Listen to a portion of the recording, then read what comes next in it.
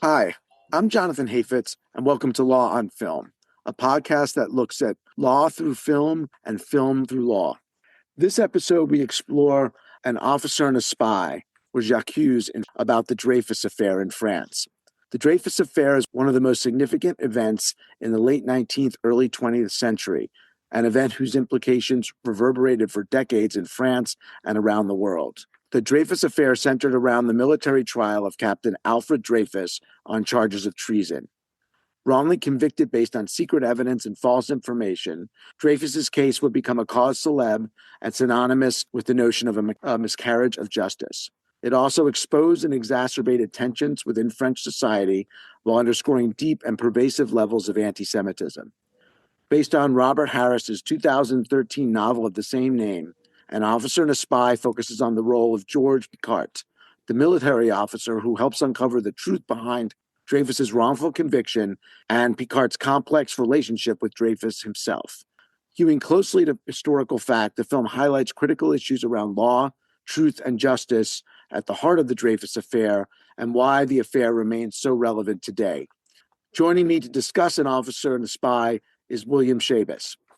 William Schabas is professor of international law at Middlesex University in London. He joined the Middlesex University faculty in 2011 after a distinguished career as a practicing lawyer and academic, having previously been professor of law at the Université du Québec in Montreal and the University of Galway in Ireland. Professor Schabas is also emeritus professor at Leiden University and the University of Galway, honorary chairman of the Irish Centre for Human Rights, and invited visiting scholar at the Paris School of International Affairs, Sciences Po. Professor Schabas has appeared as counsel before international and national courts and tribunals, including the International Court of Justice, the International Criminal Court, the Grand Chamber of the European Court of Human Rights, and the Supreme Court of Canada. Professor Schabas was named an Officer of the Order of Canada in 2006. He was elected a member of the Royal Irish Academy in 2007. He's been awarded numerous honors, including the Vespasian P. Pella Medal for International Criminal Justice of the Association Internationale de Droit Pénal, the Gold Medal in Social Sciences of the Royal Irish Academy, while also holding several honorary degrees. Professor Schabas, Bill, if I may, welcome to the podcast. Thank you very much. So the movie centers around the arrest and trial of Captain Alfred Dreyfus, played by Louis Jarel, on charges of treason. What's Dreyfus accused of and what happens at his military trial? Well, of course, the film is all about Dreyfus, except that Dreyfus himself plays a very, very minor role in the film. We hardly see him, and it's really the story of this Colonel Picquart, who took over as the head of the intelligence wing of the French military after Dreyfus had been convicted. He had been involved in it at earlier stages, and he takes over, and then he's suspicious about the evidence. He starts to examine it more thoroughly, and he comes to the conclusion that this was a miscarriage of justice, that it's a wrongful conviction. And then he has to fight with his superiors, or really resist his superiors, who say, this is res judicata, let sleeping dogs lie, we're not going to go into this again. So Dreyfus himself, of course, it's a trial about someone who didn't do anything. He was innocent.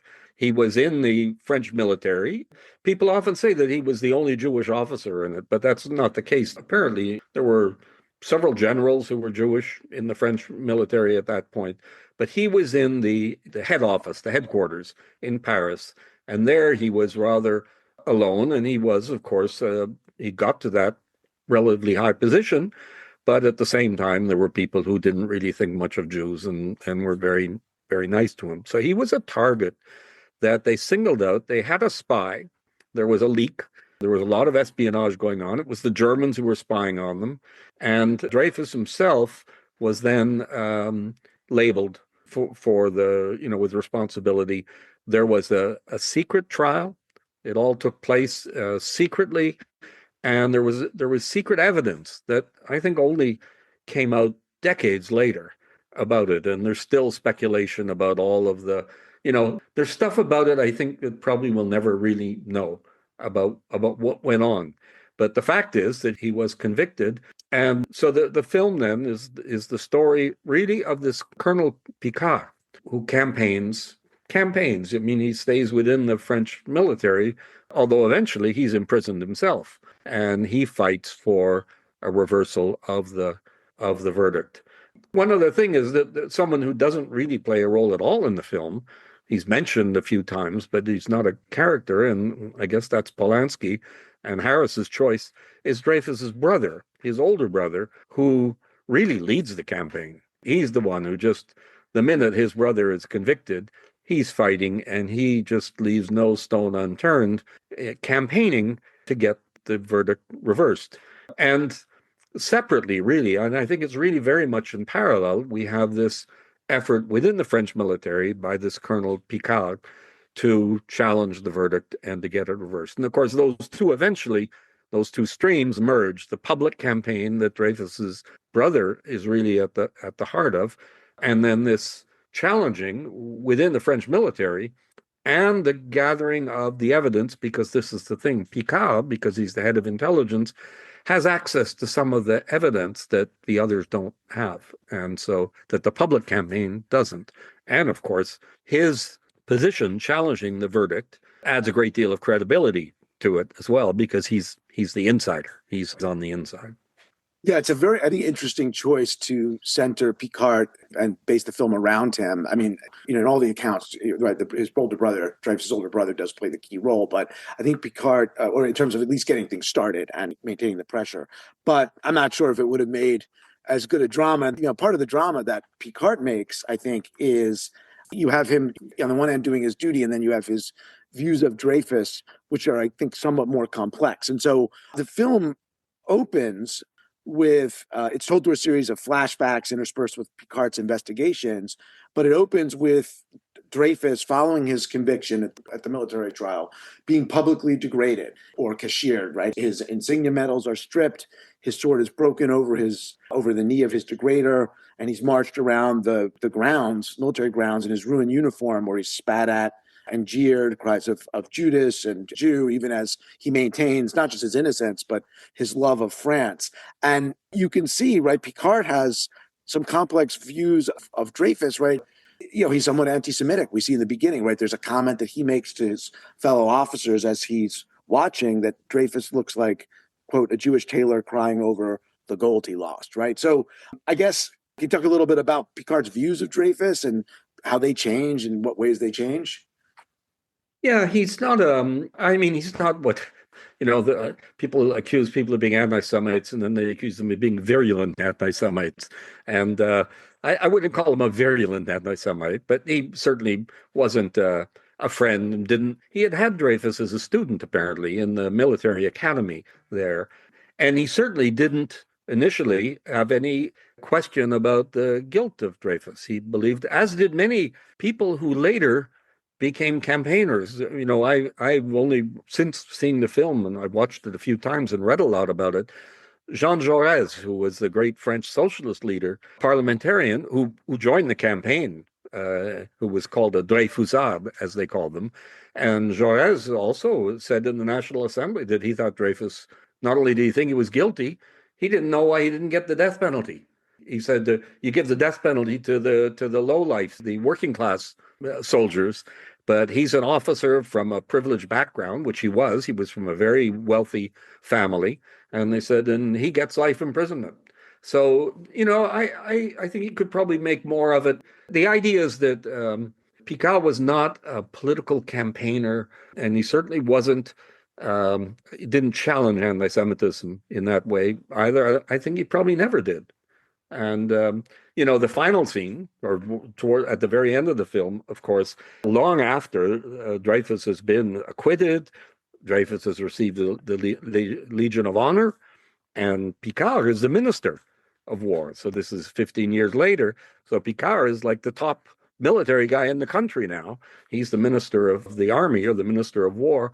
And even then, they're sort of cold with one another. It's not like Dreyfus feels. Dreyfus kind of irritated with Picquart. He hasn't used his authority then to get because this was an issue after he was rehabilitated, after he was acquitted. He'd lost several years. He spent 5 years in prison. And then there were several years before he was completely acquitted. And his career lost 10 years of that. He should have been at a much higher rank at the end of his career. But of course, Dreyfus remained. He went back to the army.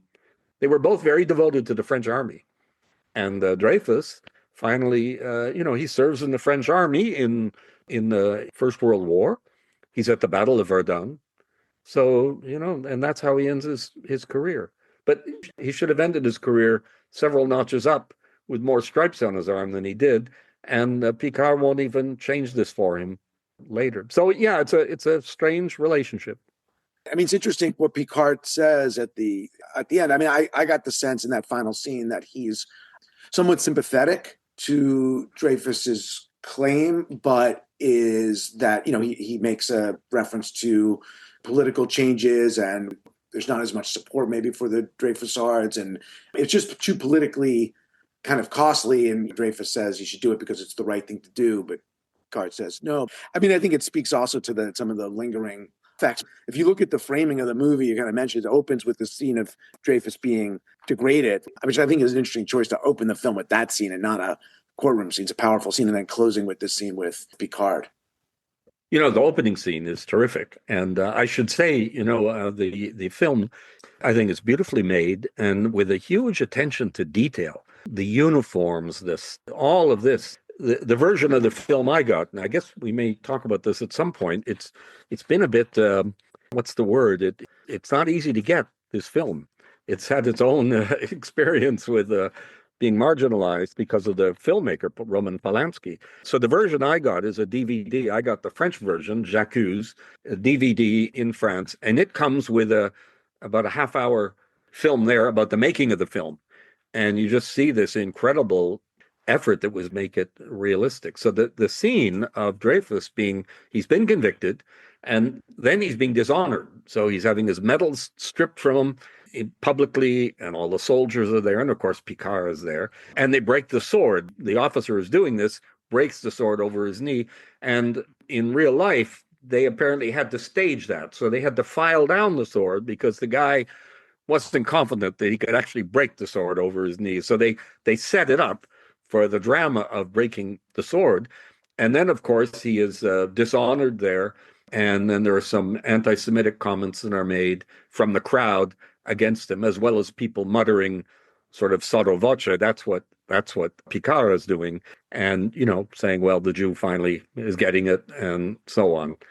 But a dramatic scene, and it was filmed on location. And yeah, it is. It is a powerful scene. I agree. I mean, it's a very accurate depiction of events and everything else. Obviously, it emphasizes certain things in the story. And so Dreyfus is convicted by court-martial, 1894. He's sent to Devil's Island off the coast of French Guiana. Really very difficult conditions. Can't even see the water that he's so close to, confined to a small cell. I mean, he gets ill, a lot of illness that he has to go through. He actually has no idea until he's eventually brought back to France, really what's going on in the case. And so he spends, I think, 5 years there. His conviction's not overturned until 1906 by the Court of Cassation. So, but there's a lot that happens in between. We have Esterhazy, who was the real spy, right? There's a sham court-martial exonerating him. Zola, who finally comes out, we'll talk about him denouncing what's happened. He has a criminal libel trial. And then we have Dreyfus's second court-martial in 1899. So just kind of what happens in this period where, as you said, it wasn't so clear necessarily to everyone that Dreyfus was innocent, but certainly increasingly it becomes very clear that Dreyfus is innocent, and yet he's still imprisoned. Yes, well, it's very complicated, and I couldn't do a 3-hour lecture and go through all the different facets of this case. The trial and everything and his sentencing happens very quickly. And he's kept in a prison on the left bank in Paris near the famous cafes on the left bank. And he's not allowed to communicate at all. The family are even afraid to publicize it because they've been warned that this is, it's like the kind of thing that we see these days in the terrorist trials and so on, where they're hidden away. They don't have the same rules don't apply. And there's also a great deal of, fake news out there and misinformation. But after that, he gets sent to Devil's Island, where he really is persecuted there. I mean, he's more than just putting him away in prison for life, but they put him at one point in leg irons. And you see that very dramatically in this one of the other films that's made about him, this early film that was made in 1899, the very beginning of cinema. There were these short films that there were 10 of them or 9 of them that still are available that go for a total of 10 or 11 minutes. You can find them everyone can find them easily on YouTube. And you see them being put in these miserable leg irons. So he was really very, very abusive. And then he's brought back following the campaign, and they have a new trial. And they don't hold it in Paris. They have it out in Brittany, in Rennes, near the ocean. And they uphold the verdict, basically. And they resentence him to a shorter term. And then there's a negotiation that goes on where he agrees, basically, with the verdict in order to get released. And this is something that upsets many people, including Zola, who and some of his defenders think that he's kind of sold out in doing this. The poor man has spent 5 years on this island. And finally, they make a deal where he can walk and get out of jail, and his supporters, don't want to let go. And he does that. And then later, of course, he gets a full pardon, and the conviction is reversed. And as I say, he's given the Légion d'honneur. This is the Legion of Honor, this great honor in France. And by then we're in the middle, this is 1905, 1900. And even then, it's a hot issue. And when Zola, who is, depending on what you read, people say Zola died in an explosion. I think he was probably murdered. And I think that someone eventually did admit to doing it. There was an explosion in his apartment in Paris, but someone had snuck in and fixed the oven so that it was going to explode. And Zola then is brought into the Pantheon, which is this, great honorable institution that only a handful of people get into. Of course, he's one of the greatest writers in the history of French literature. And so he's being brought there. And when he's being brought there, Dreyfus is there. And someone takes a shot at him. I mean, he doesn't get badly injured, but, he's being shot on the streets of Paris, going to honor someone who's at this moment where he's being introduced into the pantheons. And so the saga of it goes on for, well, until recently. Only 5 or 6 years ago, this ultra-right politician, Eric Zemmour, who was campaigning, he was sort of rivaling Marine Le Pen to be a candidate for the president some years ago. And Zemmour made some statement saying, well, it's kind of murky, the whole thing, and it's not clear, the evidence about Dreyfus, sort of saying this is, trying to just push doubts about it. Of course, we're not getting that at the highest levels now, but the thing is, it's still out there. Yeah, it has persisted. And yeah, you mentioned the assassination attempt on Dreyfus. This was earlier, right? And this is in the film. The lawyer, or the leading lawyer for the Dreyfus SARS, or leading lawyers, I think, for Zola's libel trial. They also tried to kill him as well. So yes, yeah, he was one of the great lawyers, and he was acting for Dreyfus in the rehearing, the second trial, and they're in Rennes. And you see that they do the scene in the film where he's walking with Picquart. They're walking to the courtroom, and then this guy comes up and takes a shot at Labourine. He's badly injured, and Picquart goes chasing after him. But, Picquart's 40 years old, and the guy who took the shot's probably 22, and he just outruns him, and they never catch him. As for the guy who took the shot at Dreyfus in Paris, he gets put on trial and he gets acquitted. And there's no, relatedly, there's sort of amnesties across the board for everyone. I mean, it covers certainly like Picquart, right? And I guess Zola and Dreyfus, but also the people in the military who deliberately fabricated evidence or new evidence was fabricated and effectively engineered and maintained a false conviction. So, there's like that whole other dimension of the amnesties. Well, I think interestingly, it wasn't granted to Dreyfus because it was a pardon. He was able to still get the conviction reversed. But as to everyone else, there was this amnesty, which I think is kind of problematic to think about it from kind of a transitional justice kind of lens. Well, they treat it, there's this whole idea that, this was like a family quarrel in France, and the families fought with one another, and then it was a bad patch, and let's just move on. There's a lot of that about it. The French have I live a lot of the time in France. I've gotten to know them rather well, and it's complicated, and Dreyfus wasn't the end of it, because it was only very recently in France that you could have a major exhibition at the archives about Pétain and about the occupation and about accountability for that. And as I say, you see these characters like Zemmour running for president of France. I mean, he didn't come close really, but he made a lot of noise. And this is in the last 5 years. Just going back to the trial for a minute, right? I think it is a long and complex history, right? We have the trial and retrial of Dreyfus, and kind of in between, right? You have some key events. We basically the revealing that the famous, or the key piece of evidence, the letter that Dreyfus had supposedly written that was evidence to Bordereau that he was selling secrets to the Germans, was written by this Esterhazy military officer who was in debt, was a scoundrel, right? And it comes kind of clear. So you have that comes out, and he's exonerated. They try to put him up in a sham court martial. He's exonerated. And then Zola responds with his famous J'accuse, probably like the most famous, influential op-ed in history, I guess, right, to mobilize France. So, and then only then do you get the retrial at Rennes in 1899. So I guess I'm saying it really becomes kind of a political affair. It's not so much, legal maneuverings and kind of briefs and arguments that get the case pushed back and ultimately partially reversed or mitigated in the 1899 judgment, but it's the political battle, right? And that, I don't know if you could talk about kind of what the political affair. Yes, absolutely. You've referred to this central piece of evidence they call the bordereau, which is just a French word for like a copy of a document or a piece of, it's a scrap of paper really. And the French have a spy in the German embassy who's a cleaning woman. And so she takes out the rubbish, she collects the rubbish bins and brings them the paper. And so they get this bordereau, which has been torn apart, and they have to piece it all together. And then there's this absolutely, pseudo-scientific effort to analyze the handwriting that gets one of the great French criminologists involved. He's a dishonest, lying witness as well. This is the guy named Bertillon.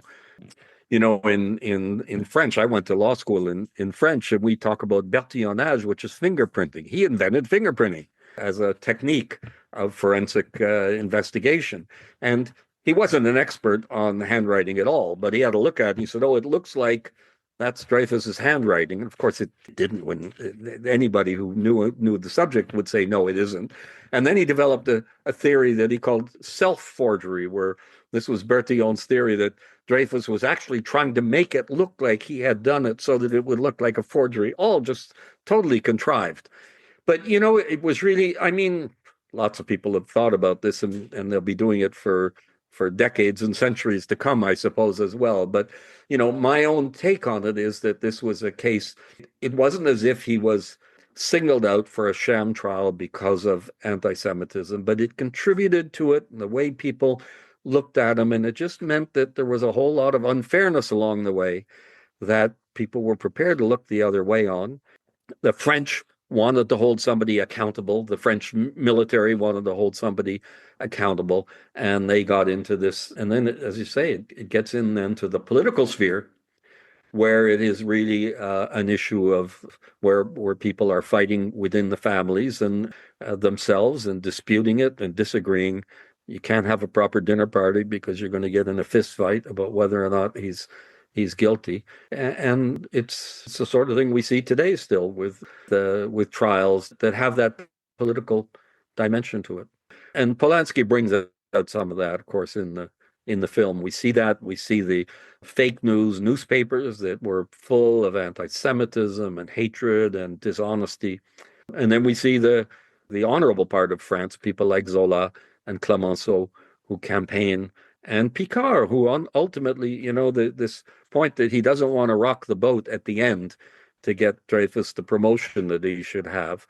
But this is a man also, you don't want to be too unfair to him. This is a man who sacrificed everything at one point. He went to jail for Dreyfus, He sacrificed his career. The fact that he rebounded and became the Minister of War, fair enough. And maybe after all of that, he says, listen, we've done enough. Let's just get on with our lives. Yeah, no, I agree. And I didn't see it as sort of critical of him. It's just in a sense of just kind of being realistic about the way the sort of seeing the tensions that still existed. I mean, I think anti-Semitism isn't, you say, the reason or the overwhelming reason Zola selected, but it does play a significant role later on in terms of the political divisions. And you really do have this tension within French society, reactionary forces in French Catholicism, Edward Drumont, anti-immigrant, anti-Semitic, versus this idea, kind of Republican France. I mean, it really becomes a battle over, I think, in some way, the identity of French society. And Adam Gottlieb wrote in the New Yorker, the Dreyfus Affair was the first indication that a new epoch of progress and cosmopolitan optimism will be met by a countervailing wave of hatred that deformed the next half century of European history. It seemed a pretty accurate assessment of me of what the stakes were and what some of the broader implications were. It really doesn't become, it's not really about, whether Dreyfus was innocent or guilty. He was very clearly innocent, right? But it was about something much bigger. I don't know if Adam Gottlieb would write the same thing about Europe today, because in some ways it was kind of like what we see liberal, progressive forces in so many respects.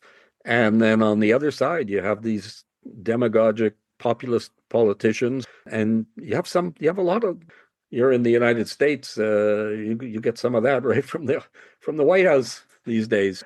But certainly it was significant. That part of it is intriguing. I was always taught, I remember my father speaking to me about the Dreyfus trial and thought that this was, a great stain on France and was a sign that there was some sort of deep-rooted anti-Semitism that was almost part of the French character. But of course, there's a whole other side to it. And my thinking on it was changed recently by a book that I read by Roman who was, a great French legal personality. He passed away just a year ago, and he's going to enter the Pantheon in Paris. He wrote a book about his family who come from what is, I think today, Moldova, Bessarabia, Jews from that part of the world who immigrated at that time, at the time of the Dreyfus case, and they went to France. And he suggests that they went to France because they thought that it wasn't that there was anti-Semitism in France. There was anti-Semitism, as far as they were concerned, there was anti-Semitism everywhere.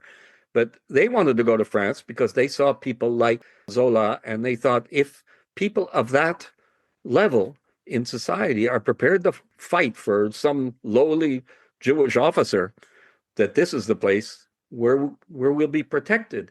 And I went back in preparation for this, and I got out the book by Badinter again, and he quotes the father of Emmanuel Levinas, a great philosopher, who was a rabbi somewhere in Eastern Europe, I don't know where exactly, who said, look at France.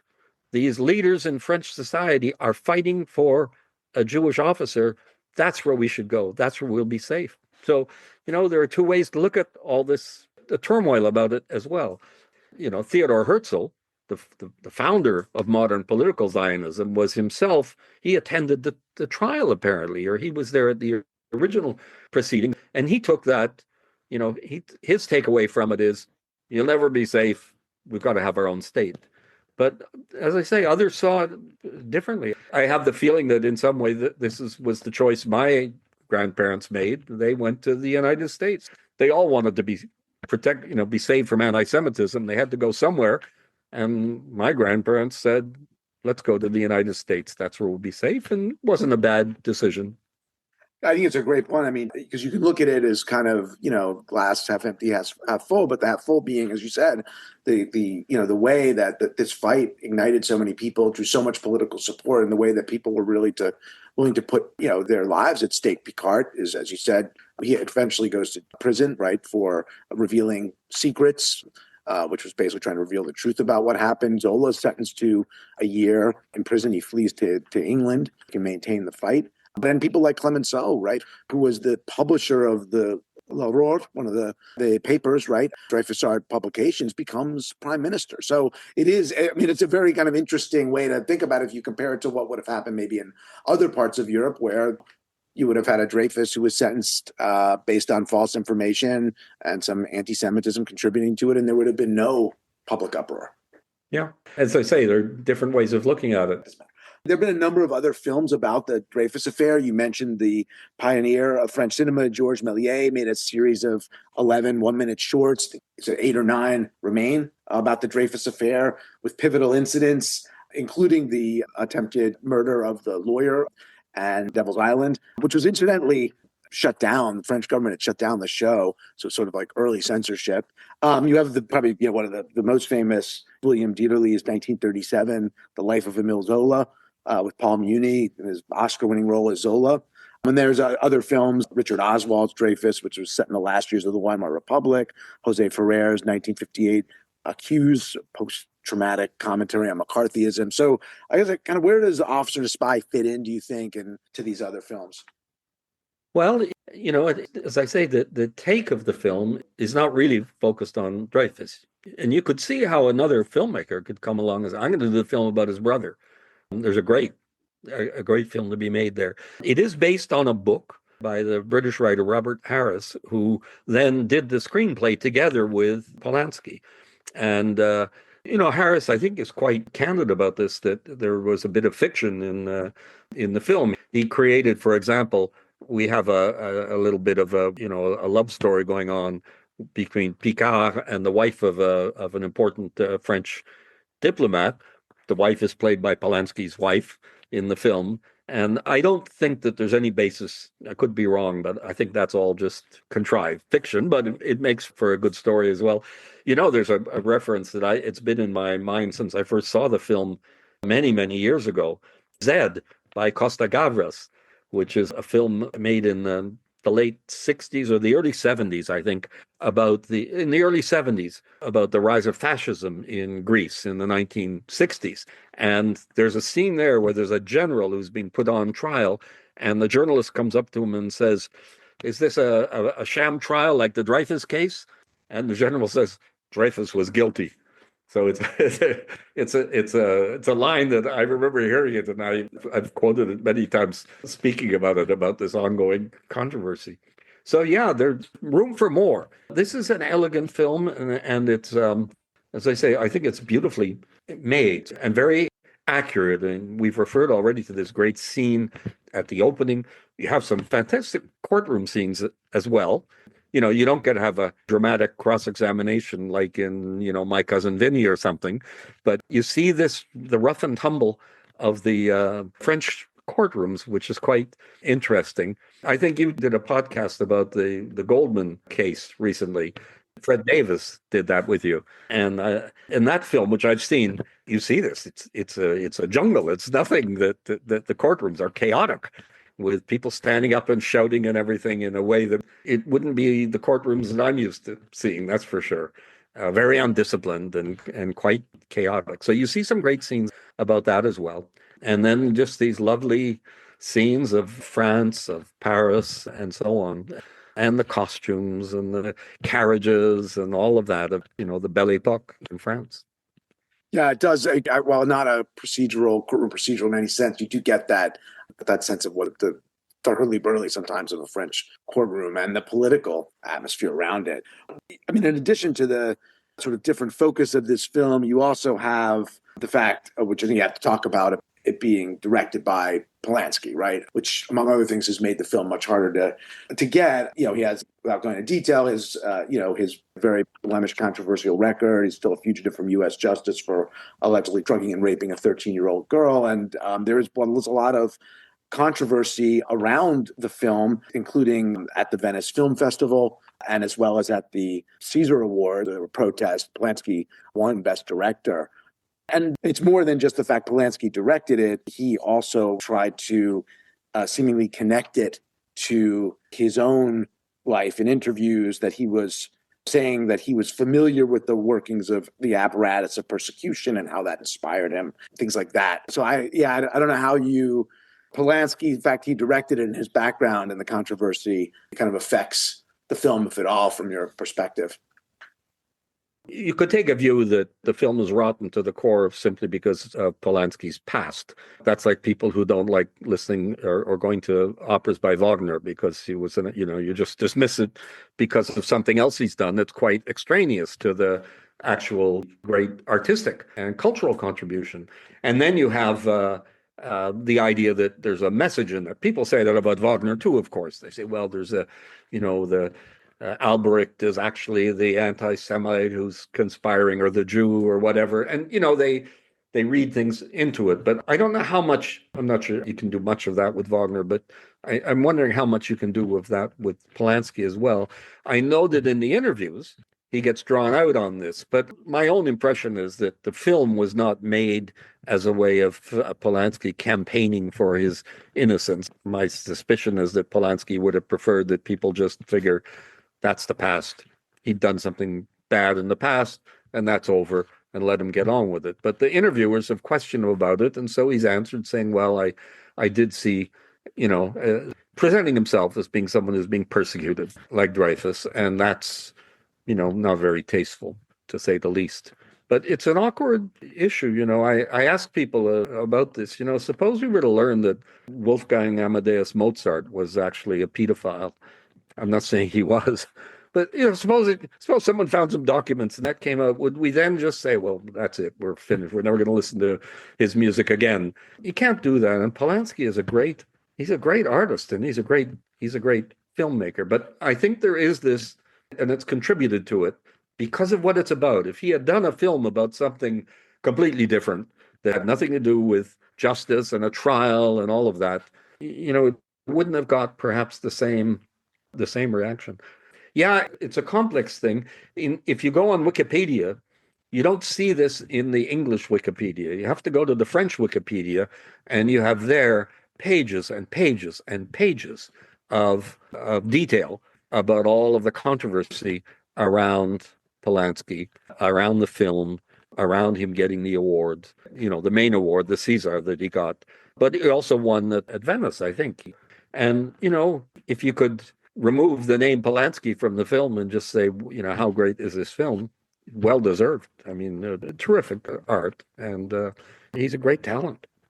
And it's interesting what you say about, he was sort of drawn out on this. I mean, maybe there was something, I feel like it's not totally unconnected to his life at some level, but it seems different in some respect than, like, take the classic example of what you're describing would be something like On the Waterfront, right? Where Elia Kazan made the movie to basically justify, informing before House Un-American Activities Committee.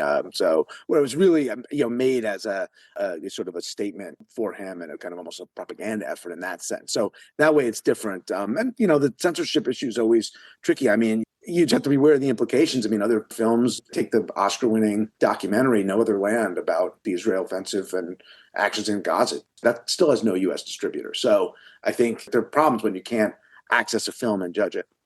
Yes, I think we mentioned this maybe earlier, but the difficulty just in finding the film, as I say, I managed to find a DVD of it in France, but yeah, it was canceled. That's for sure.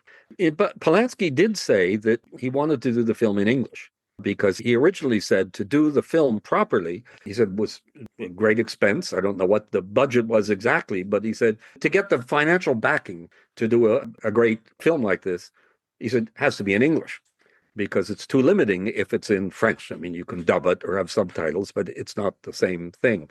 So I don't know the details of how that all happened, but originally he wanted to do the film in English and didn't manage it. He, of course, has this great team of French actors. We haven't mentioned Jean Dujardin, who is a great French actor, but known really for comic roles and not for this more serious role, but he's brilliant. And then they have many of the other great older actors playing the generals and stuff who are well known in France as well, who are in the film. Just to kind of wrap up with any of the legacy of the Dreyfus Affair today, we've talked a little bit about it, but at least one other point that still resonates is the way, maybe a universal point, is how governments, in this case really the military, for I think its own reasons, historical reasons in France, just will fight and fight to suppress the truth, right? I mean, there's really decisions at a high level even though they know that something was really rotten in Dreyfus's case and he was innocent, not to let it go forward, that it would kind of undermine the military and to suppress truth. I mean, so that's, to me, that's one of the main takeaways that I had from the film, which is, again, really even almost broader than the French context. I don't know what your thoughts were on that or anything else that you kind of think that really resonates today. Over the years, I've done a lot of work on issues relating to capital punishment, particularly in the United States. And there have been many cases of wrongful convictions. So not just someone who got the death penalty when they should have got 25 years or life imprisonment or something, but wrongful convictions of people who were later proved to be innocent. I think we're still looking, there may be only one or two cases people have identified where someone was finally executed. But these were people who were just, in some ways, I mean, not poor, impoverished defendants. That was not the case of Dreyfus exactly, but he was marginalized because of his Jewish identification that meant that he was also a vulnerable defendant, shall we say. And you have a trial that is shoddy. You look at it, you take a close look at it. So in the US, we have these cases where you see that, you had an inadequate counsel, wasn't paying attention, there were pieces of evidence that weren't gathered. But this comes out, there are a lot of wrongful convictions. And this is a good, it's a classic of a wrongful conviction. But ultimately, in most of the wrongful conviction cases, you see this closing of the ranks of a justice system. Also, with this is res judicata, it's been decided, we're not going to go back on it, and a great, great reluctance to reopen something that's been decided, because in some ways it casts aspersions on the whole system and on the inadequacies of it. But of course, this was a trial. This was an unusual trial and conviction because it was all held, basically, and there was secrecy. There was a secret file about it that was not shown. And there are different legends about what that was as well. There's even a suggestion that it brought out some evidence of someone in the German embassy who was having a homosexual relationship with someone in the Italian embassy. And this was at a time when they didn't like to talk about these things, and they considered it and all of that. And I think documents about that came out decades and decades after the trial. But for whatever reason, it's a great case about that. But the combination here of the justice part of it, combined with the political atmosphere, I mean, it's just a great trial. And I think we'll be talking about it. I'm thinking, how many trials do we have like this? I mean, Nuremberg, Eichmann. We still, we have lots of films about Eichmann, but we haven't made enough. There'll be more because there are facets of it that still have to be made, and aspects of it, and the people who were involved. And one senses that this case as well, with the great personalities, and we mentioned some of them: Zola, the great writer; Clemenceau, the great politician; Jaurès, also a great politician who's assassinated at the outbreak of the First World War because he's a pacifist. And then Proust, who is, of course, also a Dreyfusard. And Proust writes, throughout, he brings out this tension about the people who were for Dreyfus and those who were against him. And he brings that out in the remembrance of whatever it's called now in English, Lost Time. But it comes out in his great novels as well.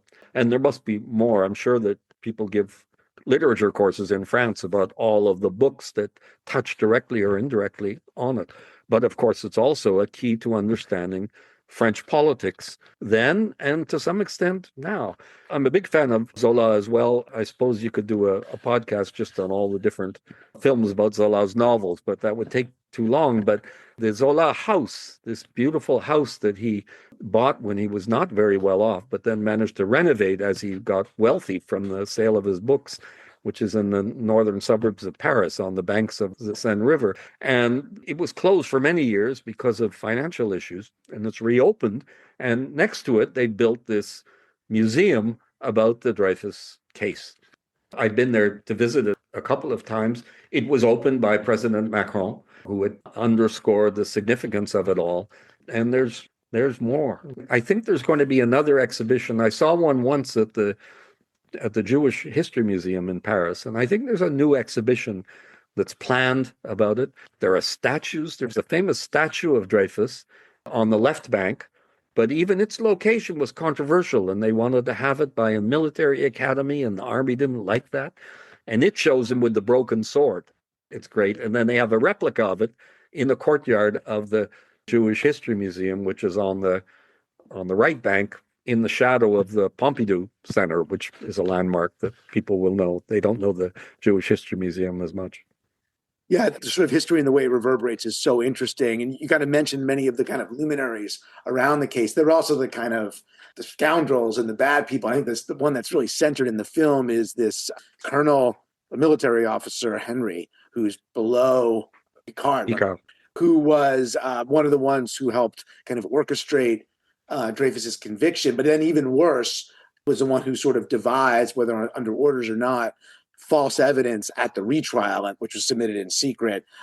He's ultimately, there's ultimately a duel fought between him and Picquart, but he's a fascinating character, probably worth mentioning. Yes, he is, and he plays a significant role in the drama because of his relationship with Picquart. Because he was there, Picquart inherits him when they appoint Picquart to be the head of the. You see, this is the counter-espionage, really, was the office of the French military, and Picquart is appointed there. This is well before Picquart. He doesn't come in there with an agenda to get the conviction reversed. He thinks Dreyfus is guilty. So he inherits Henry, who works for him, and who is maybe thinks that should have been his job or something. But he's really his second in command, or one of his second in commands, but someone who is more invested than Picquart was in the conviction. And so he doesn't want to overturn that. And then he gets into actually forging documents himself. Once the controversy breaks, he tries to undermine it by actually forging documents himself. And that comes out, and that's where he gets sent to jail. But in the meantime, they have this duel. There were some other duels as well associated with it, but this is the one that's in the film, and there's great drama about the duel. And Picquart, it's a sword fight, very well done and very exciting. And Picquart could have finished him off, but finally he just walks away from it and doesn't do it. But he put his life on the line as people did in those days. And then Henry gets exposed, and he gets sent to jail and commits suicide. Well, we don't see the gory details of him slitting his throat, I think, in this film, but it's in the old film, the one that was made in 1899 by Méliès, has that scene of an actual suicide where you see it only lasts a minute, the whole episode in the film, and you see Henry there in his cell acting very vexed and disturbed, and then he turns his back and you see him go like this. And then these were early days in cinema. They didn't have all the experience that art directors have now in the modern day cinema, and all of the props and all of this. And then you see blood all over him. I guess it was just, it was a stage, like on a stage. And then you see him lying on the ground. And when you had that, this sort of sealed the idea that this whole trial was a hoax and a frame up and all of that. But it's an important part of the film. And that character gets played up. But these were decisions, I guess, between Polanski, the filmmaker, and Harris, whose story it really is. He wrote this novel, and novel. It's not a novel, but there's some fiction in it. But it's pretty accurate, and it's a great read as well, the book. But I don't want to say I'm not sure that I would be one of these people to say, well, the film was good, but the book was better. Get the film. The film is really worth seeing. It really is. And as you said, I think the George Méliès opening, which are fascinating from a number of perspectives on the take on the Dreyfus Affair, and also just how you shot things, like the suicide scene 100 plus years ago. And that's easily available. But An Officer and a Spy is certainly, I think, well worth watching. And you just start peeling, as you're suggesting, you start peeling like an onion, you just peel away at the Dreyfus Affair. And there's so many different levels and so many different overlapping themes which continue to resonate today. Well, Bill, I want to thank you so much for sharing your insights and expertise. It's great to have you on as a guest. I enjoyed doing it. Thanks for inviting me to do it. And it was a great pleasure.